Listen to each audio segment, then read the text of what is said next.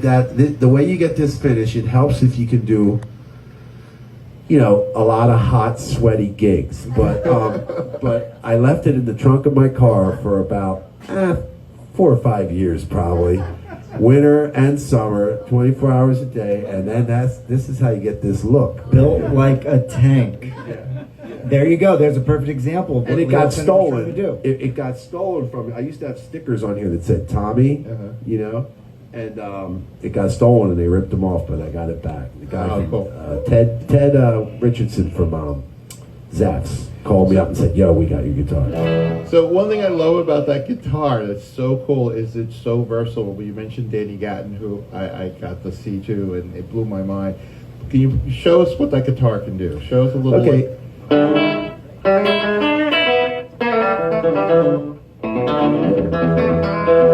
That's just the amp. This is a really good amp, by the way. But that amp was worked on by George Fullerton. Yeah. So, and I have an echo on it. That's the only thing I have on it is echo, and I can take that off. That's super loud, right? Is that too loud? What did Tim say earlier? Guitars are meant to be loud. Well, it doesn't need to be, but anyway. So.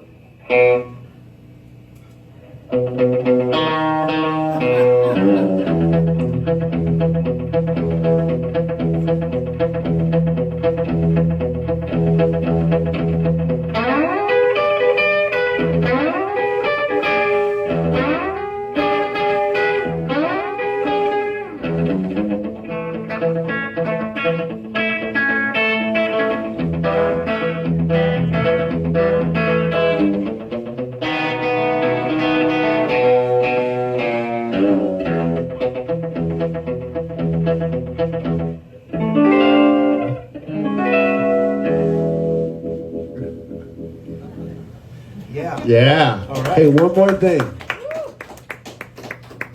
You notice my knobs are different. My knobs are not right. Mm-hmm. This is usually, I took this whole thing out, turned it around, put the volume knob here.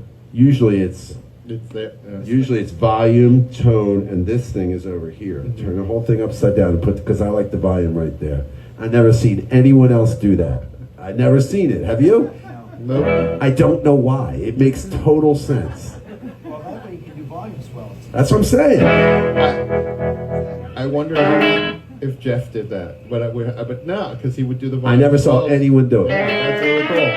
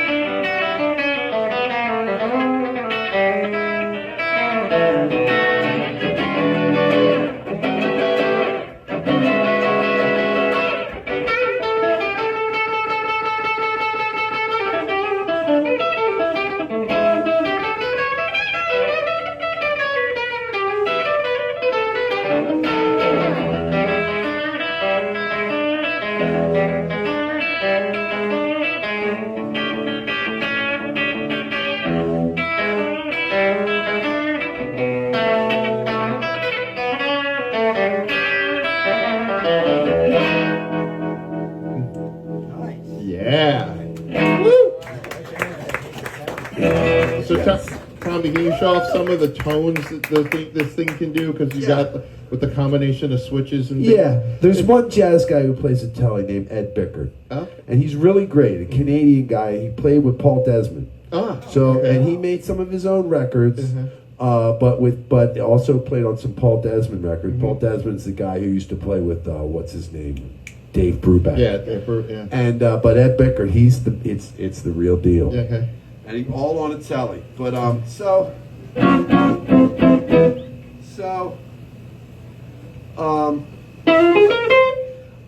like I said, I'm a jazz fan. So like another thing I learned about tellies recently is I saw a guy from Nashville, a Nashville cat. Yeah.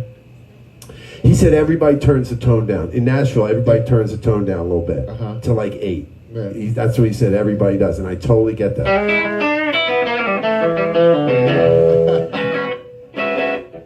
But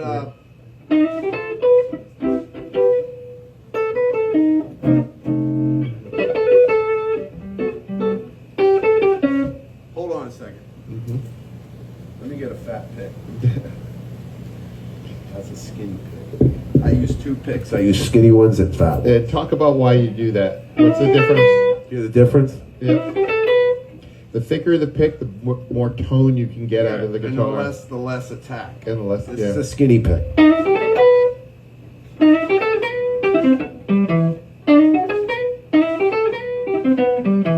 is a fat pick. Maybe you can't tell the difference. It feels better too. Yeah. But it does sound a little bit different. I actually use a big fat one too. Yeah.